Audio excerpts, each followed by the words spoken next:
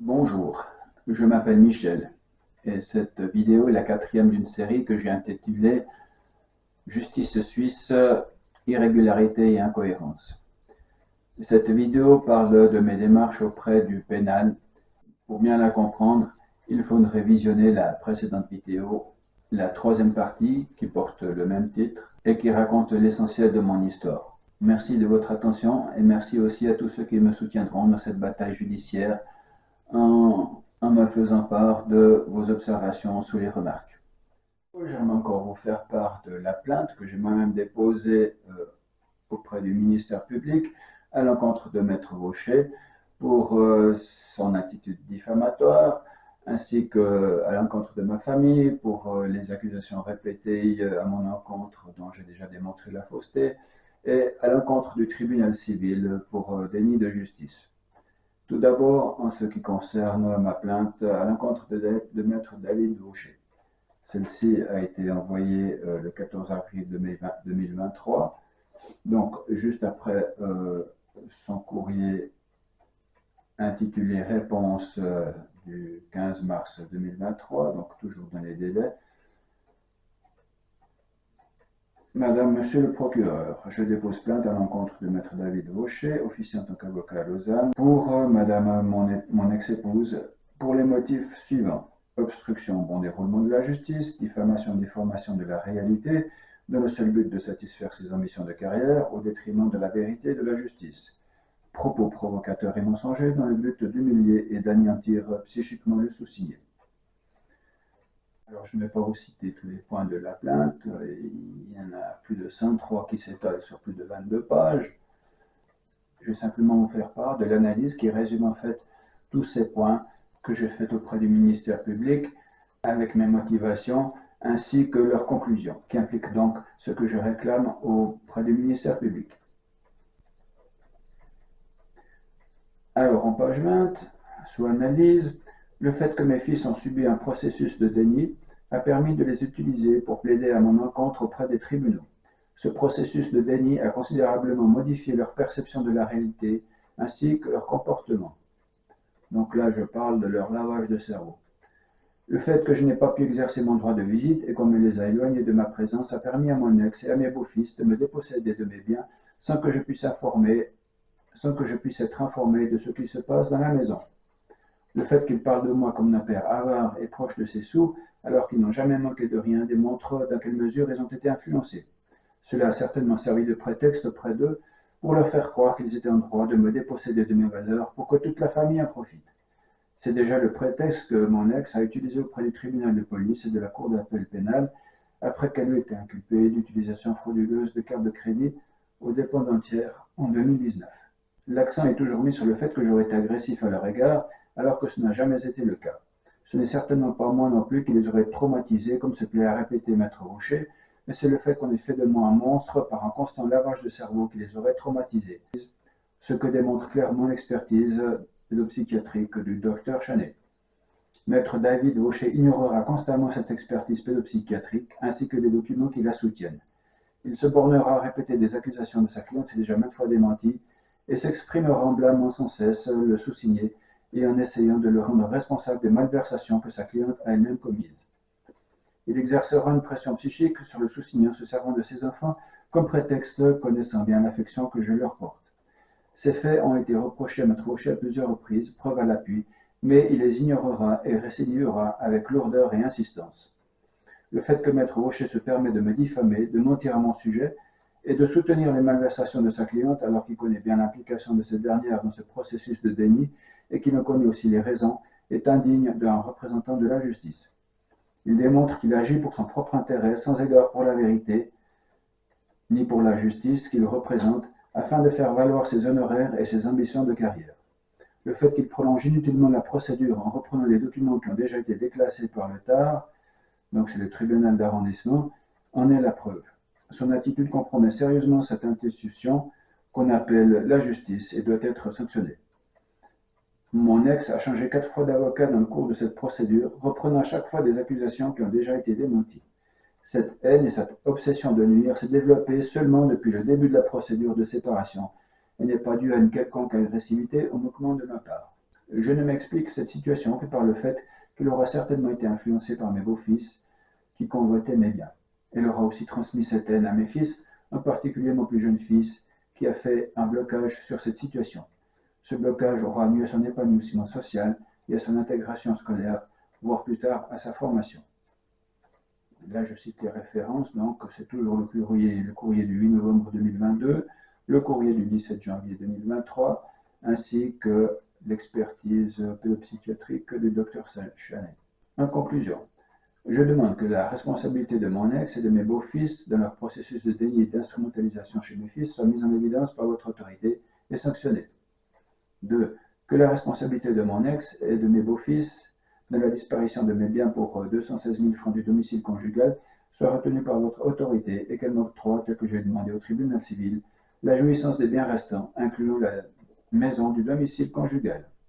3. Que votre autorité analyse la possibilité d'une thérapie psychiatrique pour mon ex suite à son aliénation parentale et pour avoir utilisé mes fils comme arme psychologique afin de m'anéantir. 4. Que sa jalousie excessive soit aussi examinée par un psychologue. 5. Que soit prononcée une sanction à l'égard de mon ex pour avoir récidivé dans ses réclamations selon laquelle je me serais marié au Mexique en 2004 alors que j'étais déjà marié avec elle.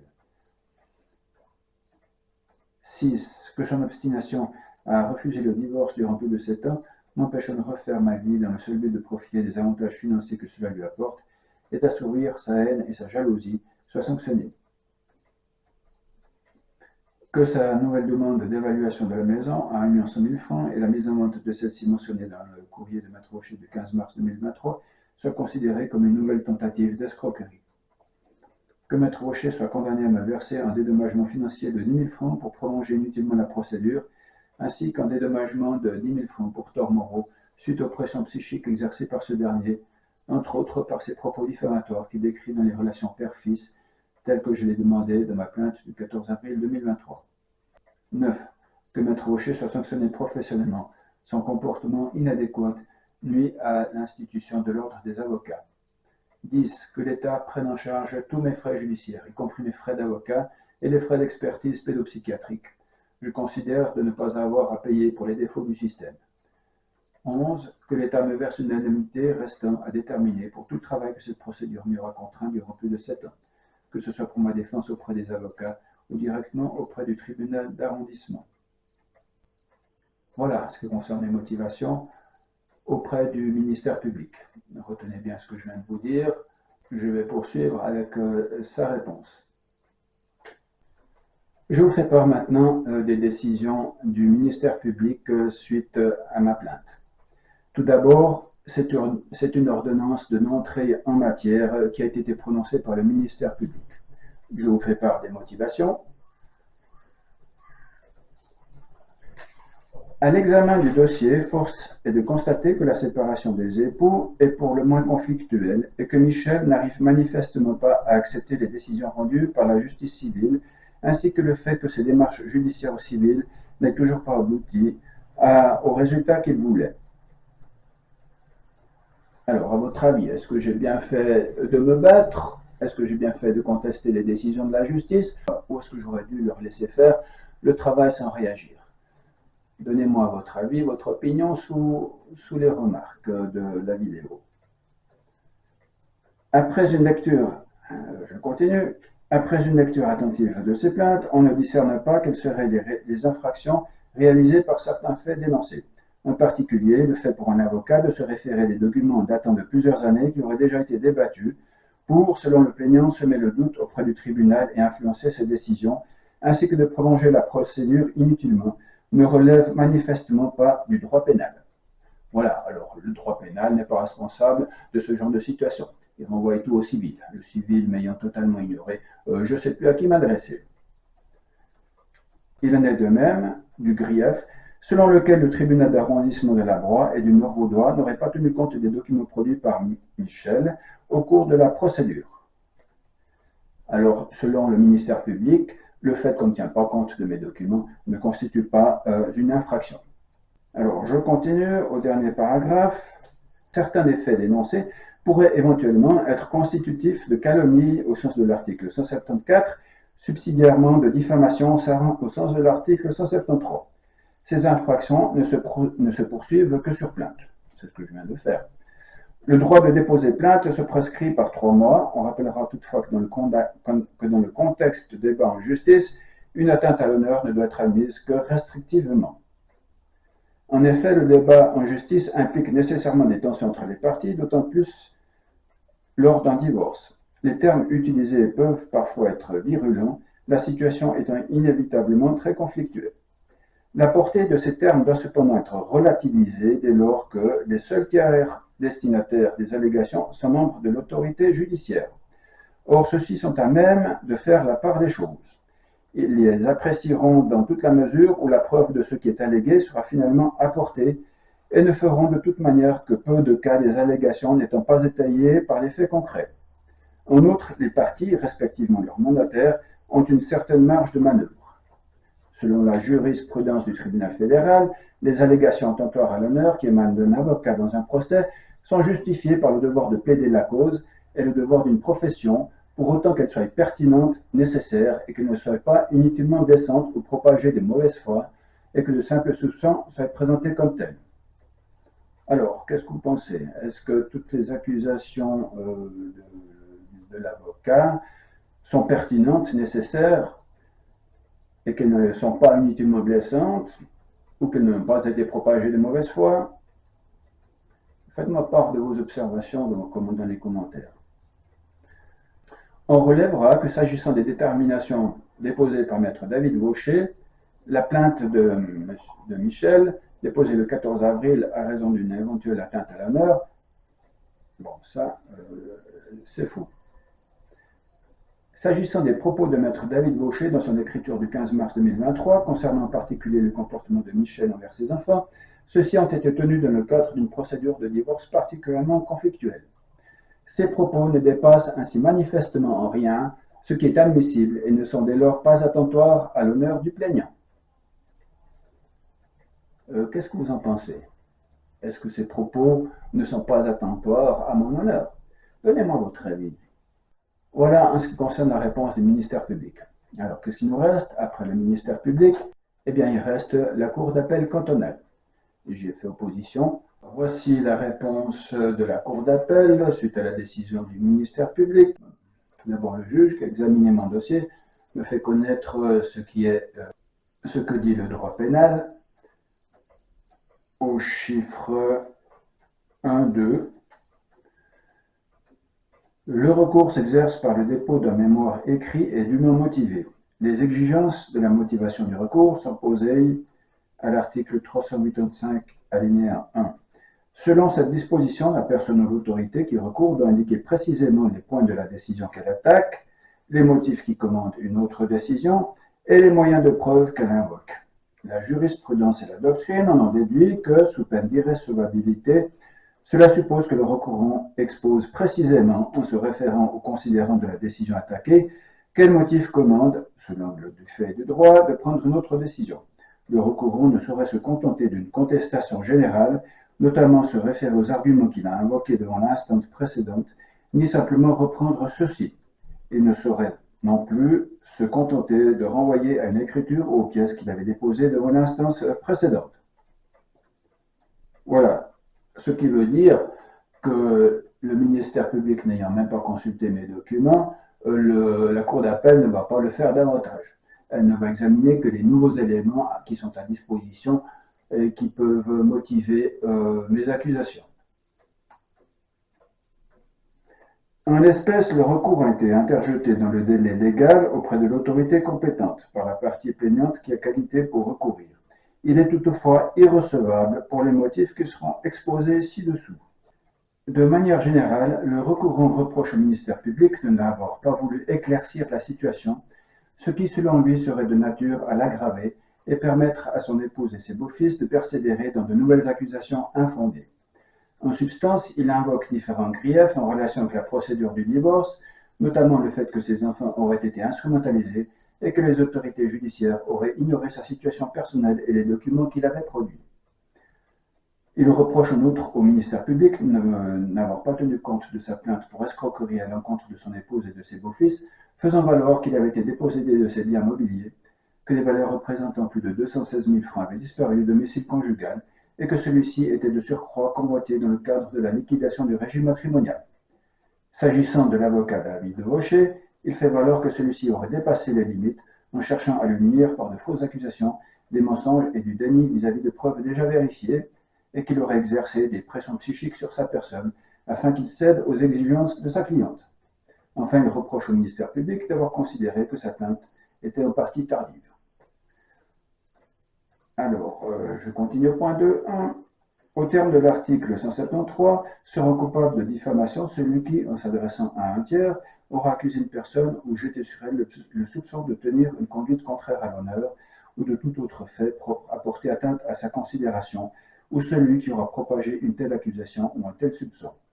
L'inculpé n'encourra aucune peine, selon l'article 173, s'il prouve que ces allégations qu'il a articulées ou propagées sont conformes à la vérité, preuve de la vérité, ou qu'il avait des raisons sérieuses de les tenir de bonne foi pour vraies, preuve de bonne foi. La preuve de bonne foi est apportée lorsque le prévenu démontre qu'il a cru la véracité de ce qu'il disait d'une part, et qu'il avait des raisons sérieuses de croire, après avoir accompli ce qu'on pouvait attendre de lui, pour en contrôler l'exactitude d'autre part. Voilà, alors si on compare cet article par rapport à ma condamnation auprès du ministère public et du tribunal de police pour avoir atteint à leur honneur, peut-on considérer, par exemple, que je n'ai pas été de bonne foi et que je n'ai pas réussi à démontrer que les allégations que j'ai articulées sont conformes à la vérité. Faites-moi part de vos commentaires. Alors, si je continue au point 2.2, en vertu de l'article 174, sera coupable de calomnie celui qui, connaissant la fausseté de ces allégations, aura, en s'adressant à un tiers, accusé une personne ou jeté sur elle le soupçon de tenir une conduite contraire à l'honneur et de tout autre fait propre à porter atteinte à sa considération, ou celui qui aura propagé de telles accusations ou de tels soupçons alors qu'il en connaissait l'inanité. Alors, j'ai démenti à plusieurs reprises les accusations de Maître Vaucher, et celui-ci a persisté dans ses allégations auprès du tribunal civil, que j'ai continué toujours à démentir, et pour laquelle le tribunal civil n'en a pas tenu compte. Alors, à votre avis, est-ce que les accusations propagées par Maître Vaucher auprès du tribunal civil ne tombent pas sous cet article par le fait qu'il savait qu'elles étaient fausses? Elles ont déjà été démontrées maintes reprises précédemment, et je les ai encore démenties en répondant à chacun de ces courriers.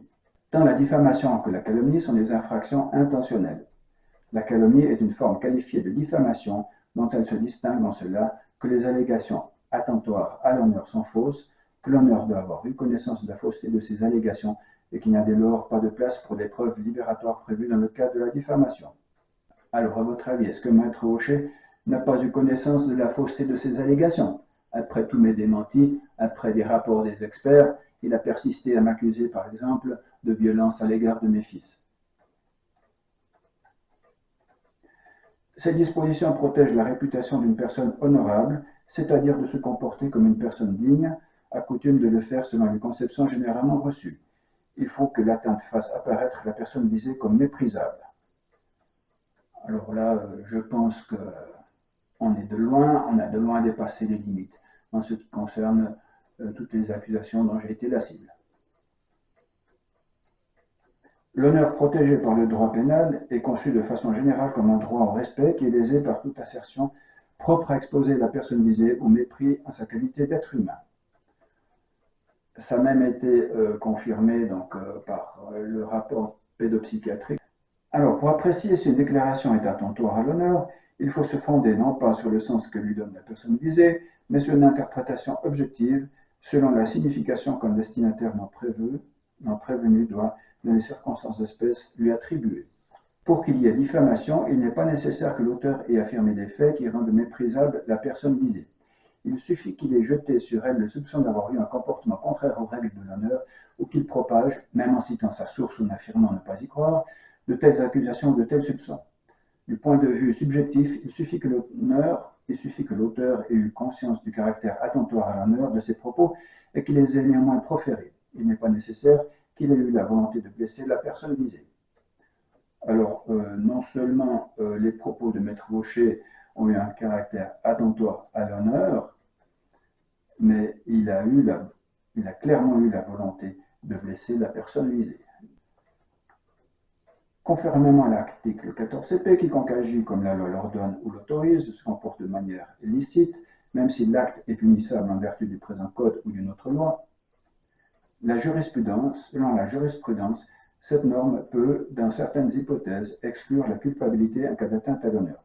Il en va notamment ainsi du juge ou du fonctionnaire dans le cadre de leur devoir de motiver une décision de la partie à un procès en tant qu'elle supporte le fardeau de l'allégation sous certaines conditions de l'avocat représentant une partie et du témoin qui déclare ce qu'il tient pour vrai. En effet, il s'agit dans ces situations de tenir dûment compte de la situation particulière de celui qui est tenu par la loi de s'exprimer.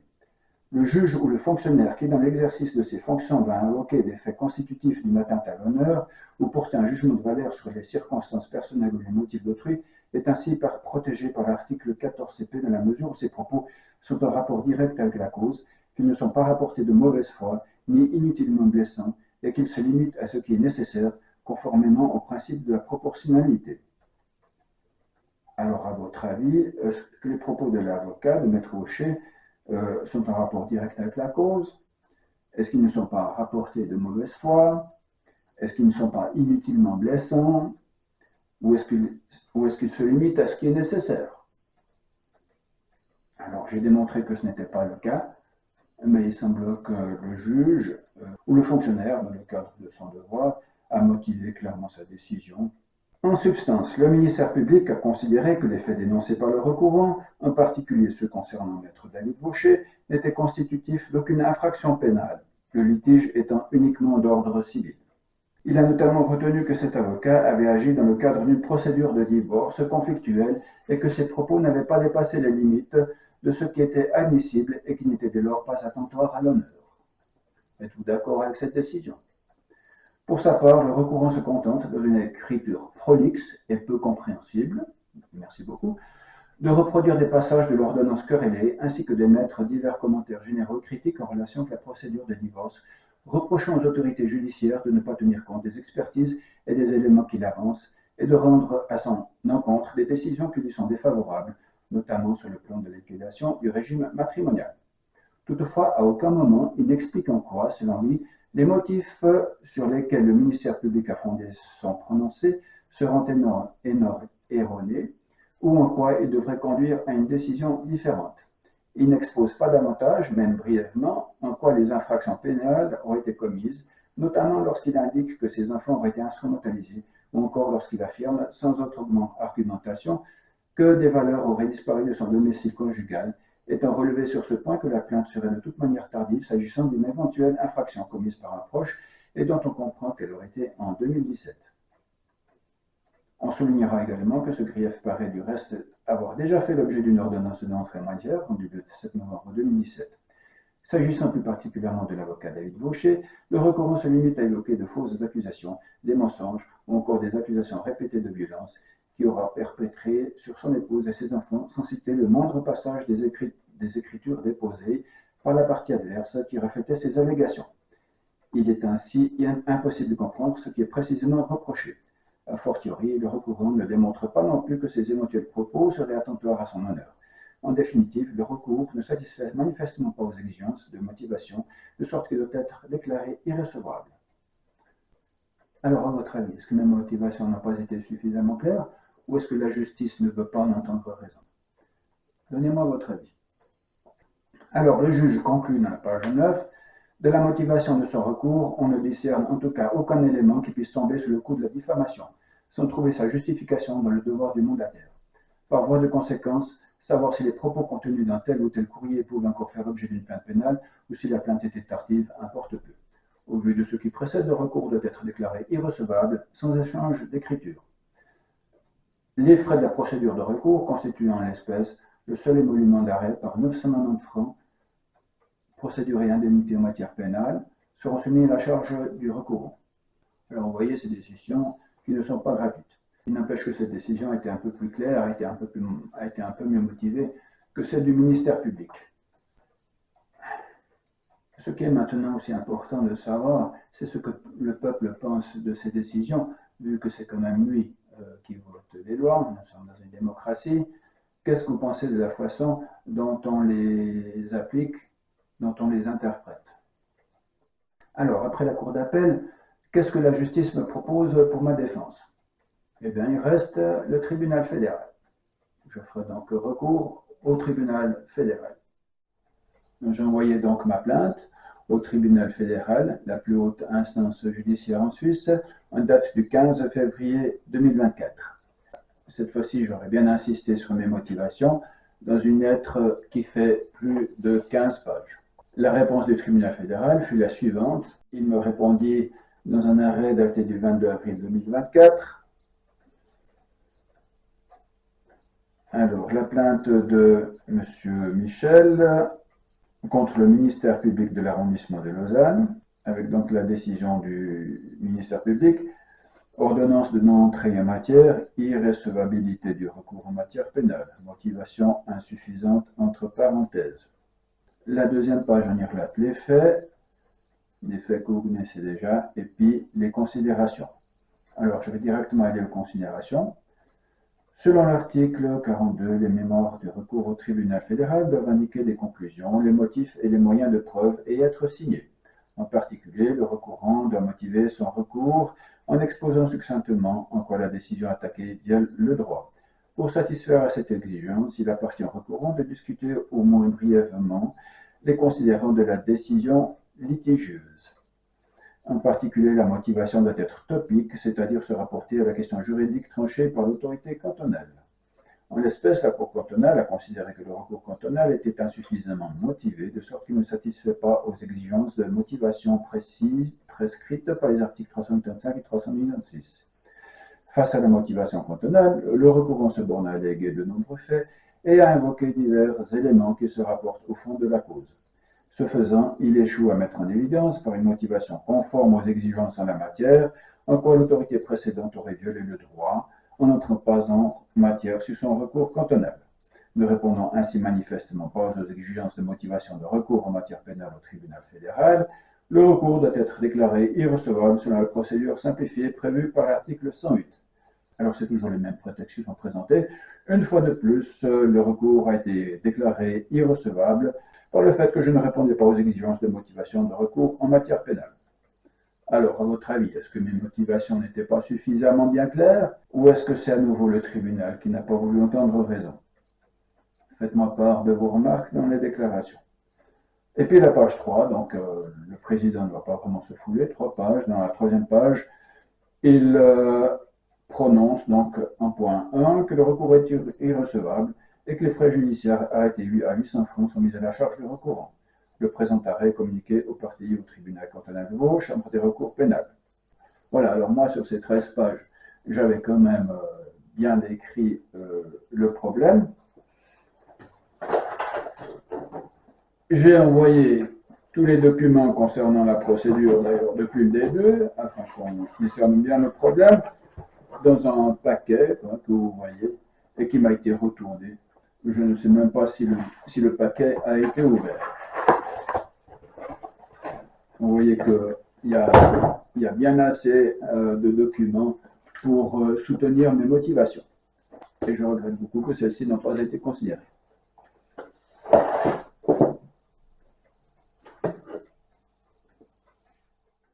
Concernant ma maison, j'ai mis 10 ans à la restaurer. J'en ai fait un vrai petit palais. C'était une maison qui avait du caractère, qui avait du style, qui avait une personnalité.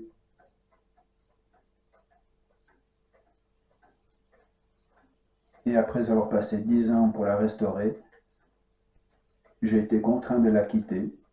Je me suis battu encore pendant près de 10 ans devant les tribunaux afin de pouvoir la récupérer. Et maintenant, pour des motivations financières, je vois cette maison détruite pour laisser la place à un immeuble locatif sans âme ni originalité. Cela me fait beaucoup de la peine par le fait que je n'ai pas pu en profiter malgré tous mes travaux que j'ai faits dessus et que maintenant je dois voir cette maison disparaître du paysage, mais aussi de mon existence. Voilà, c'est la fin de cette vidéo. J'ai maintenant fait usage de toutes les possibilités que la justice suisse pouvait m'offrir pour régulariser ma situation, ce qui est loin d'être le cas. Je ne sais pas dans quelle mesure la Cour de justice européenne peut intervenir dans ma situation, vu que la Suisse n'est pas membre de l'Union européenne. Mais s'il y a parmi vous des avocats du droit international qui pensent pouvoir défendre mon cas auprès des instances européennes, c'est très volontiers que je prendrai contact avec eux s'ils me laissent quelques références dans les observations. En attendant, pour tous ceux qui m'écoutent, je leur suggère de mettre leurs observations sous les remarques, en sachant que ceux-ci peuvent aussi me prévaloir comme alibi dans les procédures qui vont certainement suivre suite à la diffusion de cette vidéo. Si vous voulez en faire davantage, vous avez aussi la possibilité d'écrire directement au tribunal pénal sous la référence 7B-214/2024/CSO en majuscule, avec l'adresse Cour de droit pénal, avenue du Tribunal fédéral 29, CH-1000 Lausanne 14 en Suisse. Vous avez aussi la possibilité d'écrire au tribunal civil sous référence TD 18.016532/CFU en majuscule /KJA en minuscule, à l'adresse suivante: tribunal d'arrondissement, case postale, rue des Moulins 8, 1401, Yverdon-les-Bains, en Suisse. Bien sûr, on ne va pas répondre à votre courrier vu que les dossiers sont classés, mais il s'agit néanmoins de faire à notre tour aussi pression sur les autorités afin qu'ils légifèrent avec un peu plus de logique et d'éthique concernant ce genre de situation. Merci en tout cas à tous ceux qui auront regardé cette vidéo jusqu'au bout et qui auront exprimé leur opinion. J'espère vous rejoindre bientôt avec un happy end, si on peut dire, avec une fin un peu plus heureuse.